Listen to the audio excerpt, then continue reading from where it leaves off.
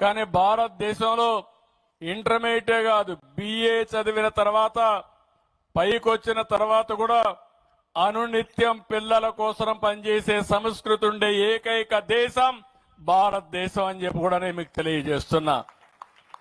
అది ఒక హిందూ కుటుంబమే కాదు, ఒక ముస్లిం కుటుంబమే కాదు, ఒక క్రిస్టియన్ కుటుంబం కానీ అందరూ కూడా కుటుంబ వ్యవస్థను గౌరవిస్తారు.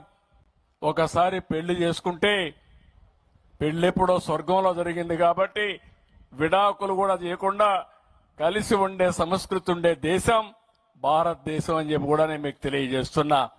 దీనివల్ల అనిపిస్తుంది మీకు ఏంటి లాభం అని.